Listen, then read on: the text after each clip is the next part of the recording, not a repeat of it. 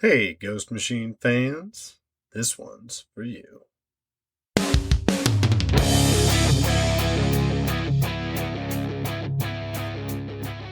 Welcome to the Ghost Machine Fans Podcast, episode 46. The Unnamed catch-up train continues to chug along as we are back for another adventure from immortal Simon Pure, also known as Redcoat. I am Nick, and as usual, I'm joined by my better half, Snoggle, aka Becky. My dear, are you as stoked as I am to be returning to Tales of Simon's Travails? I couldn't be more excited. I am very excited. I think the Redcoat story is progressing along very nicely. I do miss our favorite Canadian, but you said he'd be back with us in sometime March. So yes, our heart goes out to Canadian comic book creator and now college professor Michael Schwartz, who has been super duper busy. He's the author of Armored. He's also on the Wizards podcast, and he is typically on our episodes about Redcoat, but he's been super busy lately. So he's going to rejoin us for Redcoat number 9, which is going to be likely the first week of March.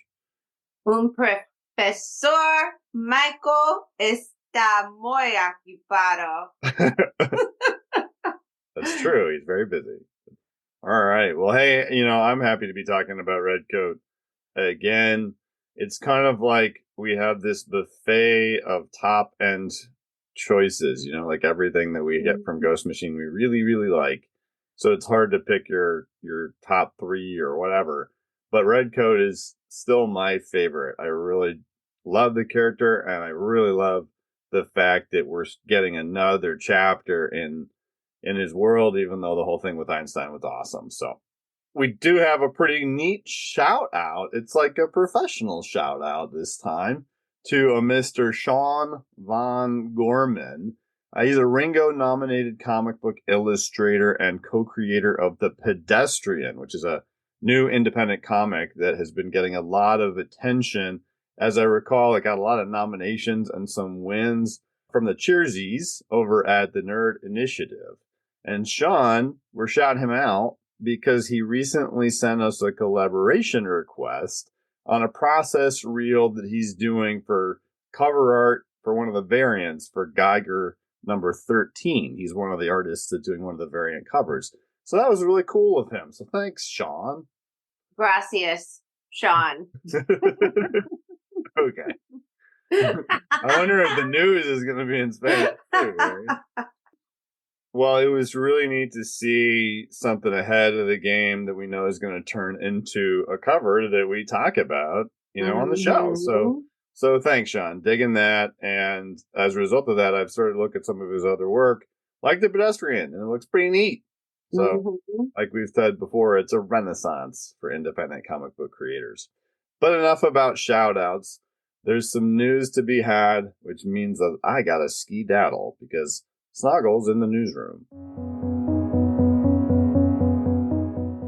This episode will air on February 12th, just 2 days short of Valentine's Day, which also happens to be the release date for Geiger 11 and the Geiger 10 second print, which boasts the first cover appearance of Ash Arden. Pretty cool. Also super exciting. We've seen a lot more of Hyde Street number 4 being teased as of late. I know I'm super excited as we progress further into the Hyde Street universe. So that's really cool. Most of the scenes put the spotlight on the Matinee Monster, who first appeared outside of promotional and cover art on the final pages of the 3rd issue. That just came out in January, right? Yeah, the 3rd issue was that Christmas Eve kind of themed one that came out in January. Yeah, and he was the Frankensteinian looking monster at the end of the issue. We'd seen him in like covers and like other art and stuff that Yvonne had posted, but this was the first time I believe that he like did something that meant interacting with characters in the world and spoke. So, pretty neat character, but in a lot of the stuff that Danny Mickey and Yvonne and Brad Anderson have recently been posting from that issue, there's a lot of Matinee Monster stuff. And I think at the end of the third issue, the last page is like, in the next issue, the tale of the Matinee Monster. So I don't want to spoil anything as to why he's particularly interesting. But if you've been reading Hyde Street, then you know what his score is. And that's really got me wondering what the heck is going on with that guy. So anyways, hope you're here reading Hyde Street. Highly recommend. So we are not talking about the horror-verse in the Ghost Machine multiverse. Today, though, we're talking about the Unnamed, right? Which is the time-spanning world that contains Redcoat and Geiger and Junkyard Joe and the Northerner and the upcoming series First Ghost and all of that cool stuff. Have you had a chance to look at the 3 fantastic covers that this book had, Snoggle? Of course I have. Well, you read the B cover, right? With the big red background? Mm-hmm. That one was by Brad Walker. A lot of people dig Brad Walker out there. And Brad Anderson did the colors on it. Mm-hmm. And I know you weren't like a comic book collector in the 90s, but it was very common for characters to hold weapons that were so big that it was very unlikely that without super strength their wrists could even like lift them. And this is kind of reminiscent of that. I'm not sure if it's an homage to anything specific, but that's a big futuristic gun. Dang near anything's impossible in a comic book. Like this. Did you like the art on that one? Yeah, I did. Yeah. I kind of like how the red it kind of is all encompassing. Mm-hmm. Yeah, it makes it pop. When I went to go say it. Oh, yeah, it makes it pop. It looks really good. Yeah. He looks smug. He does look smug. He looks pretty confident in that one. And that's the B cover, so we're skipping around like crazy, Ghost Machine fans. The A cover is the one I think everybody's seen in all the promotional art, and it's by Brian Hitch and Brad Anderson. It's super cool. And that's the one where when I saw this cover, he's got a knife in one hand and like a short sword type of deal in the other hand. I was like, okay, different timeline. Because also the guy that he's attacking is holding a revolver. What kind of vibe did you get? Like, what did you expect from this issue when you saw the A cover? Was that? Not what we got at all. It isn't what we got at all. It's not like the Benders used that. I thought it was going to be more like an old West slaughterhouse type of story. But I guess that's where they're headed in the next one. He does use the sword and the knife, though. You know, there's some fighting. I guess. And the last one is my absolute favorite. And I wanted to ask you, do you remember a week ago when we did the Geiger number 9, and there was the one Geiger cover that I said was my favorite by Yannick Paquette? And it was a connecting one. Do you remember that? Mm-hmm. This is the one it connects to, right? Yes, this is the one it connects to. In the vein of Mr. Walker's B cover, one of the blasters is very futuristic and huge. The other one is certainly very modern. Looks like, an AR-15 or something. But the one that he's got like resting in his lap, like looks like something from the future. It's pretty high tech. Brad Anderson did the colors on that one as well. So now you know all the 3 covers. If you want to go buy this issue because you haven't read it yet, which you need to do, then you can. You know what you can look for at your local comic book shop, which should be your primary destination to first obtain these if you can. But we can't go any further, because if we do, what will happen, Snoggle? We'll spoil everything. Everything will get spoiled. It's ripe for the discussion. And that means that if you haven't read the book, this is your official spoiler pause for Redcoat number 8. All right, now we can speak about this absolutely fantastic comic book. But first, we need to know about the absolutely fantastic creators that put it together. let's talk about this family of creators, but not as dastardly as the family we're about to meet. We've got our creators, Jeff Johns and Brian Hitch, our inkers, which is Andrew Curry and Brian Hitch as well, our colorist, Brad Anderson, our king of letters, Rob Lee, and the editor-in-chief, Brian Cunningham. As you recall, Ghost Machine fans, Redcoat has been in the continental United States since 1776. But in this case, this book takes place in 1873. So it's almost 100 years since he got to the U.S. And it's a dark and stormy night. I really love this first huge, flash page of just dreariness. Like the rain seems to actually melt what this lone rider sees in the distance. Like it looks so good to me. Yeah, the rain is really cool. I like how you can see it everywhere and you can see where it's hitting most. It makes it look alive. The house lights actually look like they're glowing. And then of course I turn the page and see him going into a family's abode and I'm like, oh, that dude's about to die. So you're saying you were familiar with the Bloody Benders prior to Ghost Machine? Yes. It was in an episode of Supernatural. And another nerdy show I've watched called The Librarians. He's approaching this creepy looking house on a dark and stormy night, but it's lit. So hopefully it's like a place of refuge for this person. And he did say something rather foreboding. He's, hey, to his horse, he's like, hey, what's got you so riled? We're in Kansas. Ain't nothing to fret over out here. So obviously that's meant to be like, okay, something bad is going to happen. And that's really the first time at which we could really know even where they're at. And it doesn't really take long for me to think that something really bad is going to happen just purely because of the way that Brian drew the woman's creepy face. He opens the door.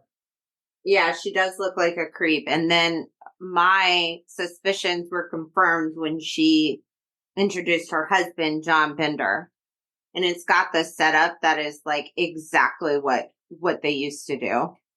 Yeah, for sure. And so the guy says his name is Daniel Heaviside, and this is pretty neat. So Daniel Heaviside is actually a Coliseum of Comics contest winner because there was a contest to be in a comic book for Ghost Machine. And so that's about, I guess it looks like him, and that is his name. I just looked it up to double check I had that right. And so that's pretty neat. It'd be really cool to be in a comic book. And it says in like the ad about it, like, hey, our contest winner gets killed in Redcoat number 8. So it's pretty neat there. But yeah, and then right away he's got this rapport going with the daughter who just seems really ready to flirt with him out of nowhere. And he definitely, it's like the positions he's done are very vagabond like he was a land surveyor and just stuff that you can go around and do essentially anywhere. And it doesn't take very long though to get to the History Channel reenactment of what these people used to do to a whole lot of folks in their house in Kansas. I love this like bottom panel where you can see the sun is just like perched behind him with obviously a knife of some sort, maybe a pan. We can't tell yet, but he is about to get boinked on top of the head. And that is exactly how they did it. If you do read the historical stuff, we actually had a post about them many months ago that was a history lesson from Redcoat. We had some pictures from back then. There's been some other content other people have made about them online, and this is exact. Like they had a curtain, they would use the hammer, and then they had like a trap door. Like this is exactly what I've read about them. And they stole all their stuff. Yeah. And then, like, I think eventually when they excavated all around the property, they found like a ridiculous amount of bodies. Yeah. And there's two little subtle things I thought were interesting. They very clearly make them incestuous because they show the sister, she jumps in her brother's arms and Mm-hmm. says, "Oh, Junior, you know how that excites me." And that's also, to indicate she's like crazy, like natural born killers, crazy. And then when they open up the trap door, she complains about the smell for a moment, and the dad is like, "Go get some more quicklime." And so it's like, man, you people are keeping these people directly below you, and you're still like, yeah, we gotta manage that smell. It's like, really? That's where you're gonna. It just seems so impractical to me, and it seems so crazy that they got so many people. You know what I mean? Like, that's so many Mm-hmm. people that they got without getting caught before they got noticed doing it. Nuts. I believe this was before like cell phones and the Yeah, I know, news. but still. No, like if you're keeping them under there, you'd think somebody would have like gotten there and ran away sooner than Simon or whatever. But then we get a more. It was interesting when it's over and everything is like tidied up or whatever, and they're going through all this stuff. Junior says he likes to keep the watches as trophies and stop them at the time of death, like very serial killery. I mean, they were just thieves. A killer family. Do you remember? Imagine keeping like all those bodies just like beneath where you're eating dinner. Right.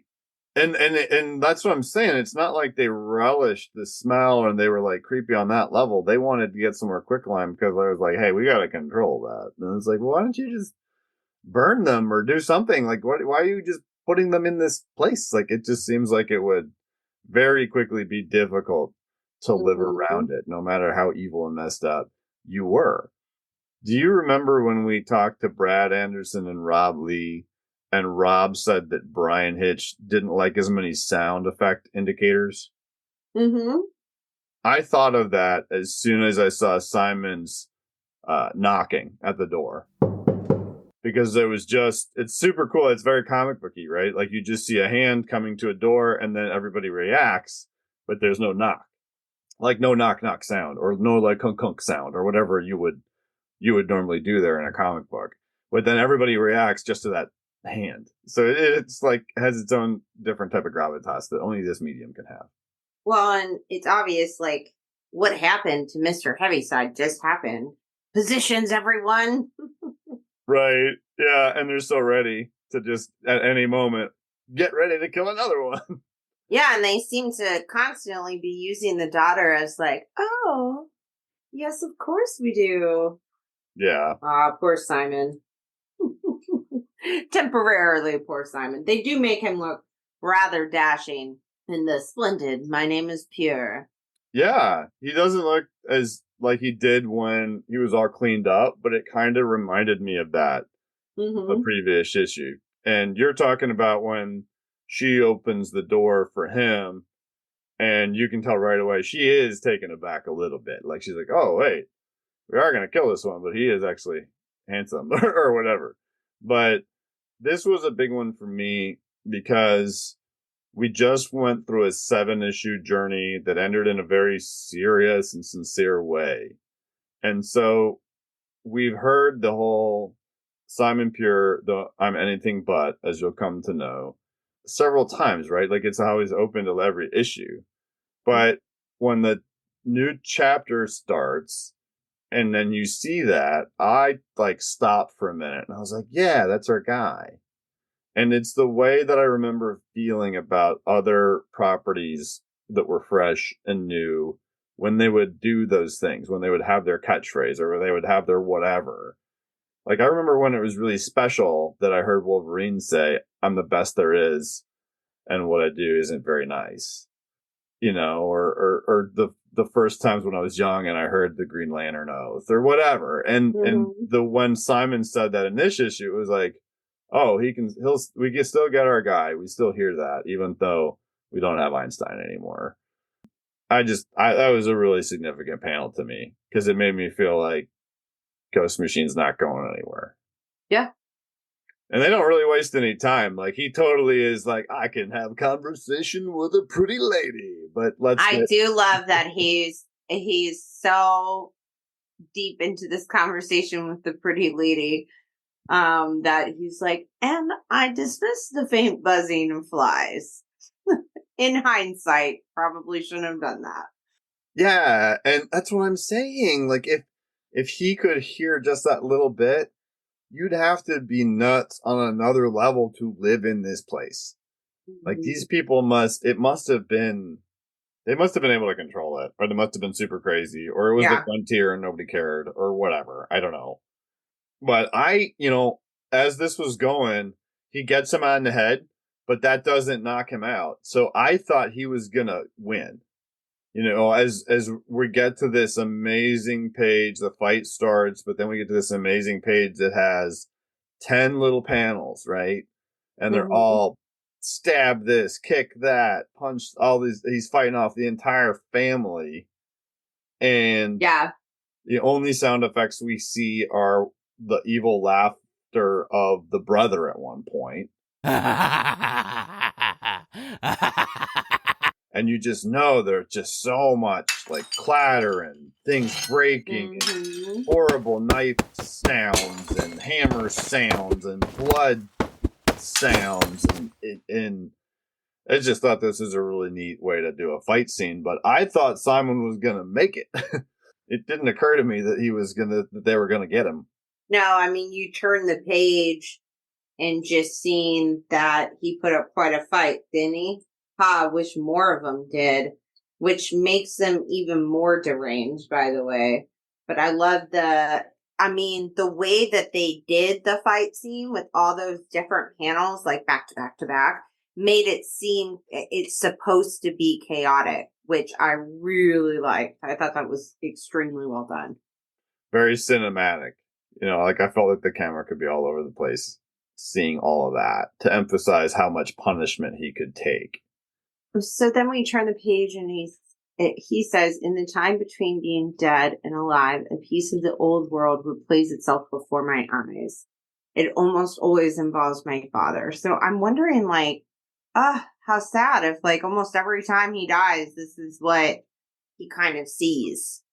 Yeah, and isn't it ironic, don't you think, that in the flashback, he was supposed to be making eggs, and he turned them into gruel because he ruined some of them, and there's like some rotten ones, and now he lives a life where he's constantly hungry and never can satisfy that hunger.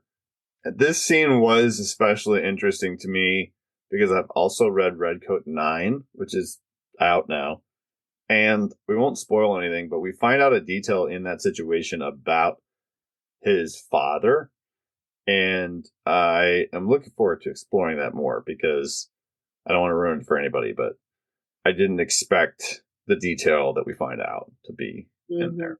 But either way, that aside, it is, we've heard him allude to an abusive and terrible father before. And I agree. It's like, why? Wow. Why is that the thing that you relive every time you resurrect or reincarnate or whatever happens to him? And apparently his ears pop too, which I thought was funny because it's like one of those things where if you're a fan and it's mentioned later, you'll remember that. Like, did you know Simon's ears pop whenever he resurrects or, just something like that. Like it's the kind of thing that when you really care about a character, you put it in your mind and you keep it because you're like, yeah, I love this. So that was pretty neat to me. But the whole idea of course he's got to die because if he doesn't, then he won't get to wake up on a huge pile of corpses, which is just like, wow, that's really neat. But then we also get the coolest realization that begins for Simon as a result of falling on this pile of corpses. First of all, the nastiness and the darkness of where they're at is very well, or where he's at, and the dead bodies and the rats is very well done. But this panel where it's obviously a little girl holding her doll, and he realizes like this family, like they're not just killers, they're evil. Because he gives this rundown of all the different things he's seen that result in people killing other people. And he's never seen someone just kill a child for nothing because he sees the body of a child with a doll, and he's like, "There's no profit there." And he's not saying he would kill a child for profit, but he's saying like he's seen all these things that people do murder for, one of which is that. And even in this case, it's like, what could possibly have caused this? And that's when he's like, it's the first time I'm looking at the face of evil. And you got to think it's 98 years or whatever, 97, 98 years since he's been here. He's seen a lot of wild stuff, but to him, that's the worst that he's ever seen. And this is good because it kind of foreshadows the turn that the end takes. And like, it's not just a neat, fun story, monster of the week, these evil people, his encounters through time. It makes him begin to think of things and teaches us stuff. You know, it doesn't take very long for the son to put himself in a position where we're like, where is Simon? Can he kill this guy? Because he takes his coat, and you don't take our guy's coat. You don't take the coat. No. Look at me in this fine red coat. No need to even wash the blood out. Ha ha ha. And Simon's like, fools. That was it. That pushed him over the edge because I guess he sneaks out from the basement door and whatnot. They don't see him. It's another big old fight again. Except this time, I really like how they made the panels kind of like on weird angles to show the momentum as stuff was happening, as opposed to those 10 smaller panels. I really like that in the first one, but as this is going, like, it gives you more of a sense of, okay, every panel I get to see more of Simon's action in that. The things Simon is doing are controlling the situation. He's in control. Each panel, he's defeating another one of them. Yeah, the father goes to stab or slice Simon up with the sword and accidentally stabs his own son. And also the blade goes through Simon as well, like, ouch. And then, of course, the only thing he's upset about is you sliced my coat. And then as this is happening, the mom or grandma or something stabs him in the clavicle. Clavicle, that's smart. I don't know. I didn't know what a clavicle is, but if that's a clavicle, I'll do it. Yeah, it looks painful. It's right by your shoulder, right? Mm-hmm. And at that point, her son's dead. He kills the daughter rather quickly when she comes at him, kills the grandma with a cleaver to the forehead that he throws, which is pretty impressive and very cinematic. I think so, too. Very cinematic. And in the end, the dad's alive, but it made me wonder a little bit. It's a small little detail because Simon's like, you made a mistake aiming for my gut, old man. It's a slow death. And then he kills him by stabbing him in the throat. But it makes me wonder, back in that time when medicine, because obviously he could like tend to wounds and stuff still to try to not die. But if he had a wound like that, would he just be like, all right, I'm going to ride around for a couple of days in incredible pain and then die? Or does he? Because he doesn't seem to have any special healing capabilities that we've seen, right? Or maybe they just don't talk about it. Oh, they don't talk about the healing capabilities? Uh-huh. And as he's killing the dad, he says, I wonder when people like you go off into the darkness beyond, what do you see? Because every time he dies, he feels like he's being punished to get to see, this father figure who was just, you're worthless, you're worthless, you're worthless. So what happens to the truly evil people when they die? Mm-hmm. Yeah, good point. So this second to last page includes an inner monologue that goes on while we see Simon mending his coat, some people in authority like coming to this building and removing the bodies so they've been found. And I'm not going to read all this, but it's very smart writing because what it's trying to do is it's this entire thing of him saying something to us as readers that is the opposite of the truth to emphasize the fact that he does actually care a lot about other people. The short version is that he's like, I need to clarify that I didn't kill those people because they were bad and had done all that stuff. you know, and that they murdered all those innocent people. I killed them because like I had to get out of there, you know? And Mhm. he's like, you know, I was unaffected and unmotivated by any of their deaths. Next panel, silent shot of the corpse of the child with the doll. And then he Yeah. says, no, I will never have the need for vengeance because I care only for myself. And And next, then we flash forward to 1909, which is when somebody that really matters dies. 36 years after this. Yeah, it's remember that's when him and Einstein stop being friends, Mm-hmm. and that's when somebody dies because we've seen him at a funeral that day, and Mm-hmm. it's like okay, so maybe at this point he was really riding the whole like I don't care about anybody but myself horse, no pun intended, because he's riding on a horse as this ends, but that either changes and we're hearing old Simon, or even old Simon had to sometimes tell himself these things because this was a coping mechanism for his life. And that's what I feel like it was. And then we can play the electric guitar interlude. Because this is in typical Ghost Machine, the Unnamed fashion, the end of the issue, the Johnsian cliffhanger. And we've seen this portal before.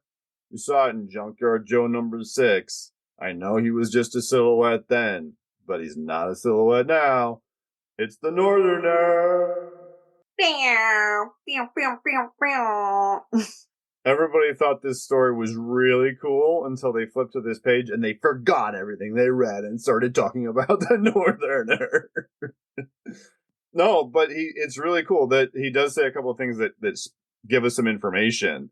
So we get that blue, and it's a reminder, Ghost Machine fans, the blue of this portal or teleportation essence, you know, whatever residue. We've seen it, like I said, that portal, that blue at the end of Junkyard Joe 6. We've seen it. It's the same blue that's used when we see the magic of the founding fathers manifest.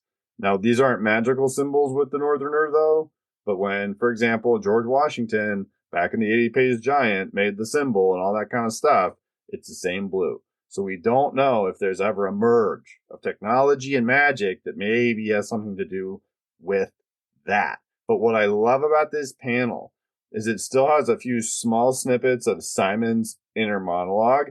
And the first one is, who knows what the future will bring? And the word future is bold, and it's a full single page splash of the Northerner. And we've been saying it since the first Sunday that we ever did a Speculator Sunday almost a year ago. The Northerner is from the future. So I just feel like that's kind of confirming that. He's a time traveler. It's 99% speculative at this point. Or wait, less. Right. Yeah. There's like 1% speculation. If they try to, if it's tried to spin a different way, that would be pretty shocking. But like, obviously, no, it's too early. Pierre won't understand yet. He won't know. It's Geiger. That monster is the reason this thing isn't working. So, I mean, I think that more or less confirms that he is a time traveler. Or how would he even know about Geiger? And we also know that he needs to find Simon in an era where Simon is familiar with Geiger. Because he's saying that Pure won't understand yet. He won't know. And that we've seen the Northerner next to Simon and Tariq through Junkyard Joe's eyes in multiple situations at this point. And so we know that they end up hanging out. So that is what we were excited for, right? So we're going to get a whole lot more of that in coming issues of Redcoat. Although the next issue, number 9, is about him and Johnny Appleseed, which was a whole nother story, which is really, really charming. I love that one as well. But what do you think of this really cool Governor's Proclamation wanted poster for the Bender family that this book ends with? $2,000 reward. Ooh, Kansas. I mean, back then, it was a lot of money. No, I thought this was really cool. I really enjoyed the mixture of real, like, historical figures, things that had happened. I think that's really awesome. Yeah, and they do it just enough. It doesn't rely on it. It's still subtle. It's still about these characters that we like, but it makes you want to go, like, read up on them. We do have another wonderful listener mail. I'm going to give you the rundown. Are you ready? I'm so ready. All right. This week's message comes from Dill on PBJ. I think I see what they did there. Who says, "Thank you for the show." You're welcome. Thank you for listening to the show. I have not read all of the issues, so haven't listened to all of the deep dives yet, but the creator interviews are great. I have 2 questions. Who is the artist on First Ghost? And when does Rook 7 return? Keep up the good work. Okay, Dylan, peanut butter jelly. I will answer the first one. I believe on our interview with Jeff Johns, they still weren't releasing and haven't officially released who the artist of First Ghost is.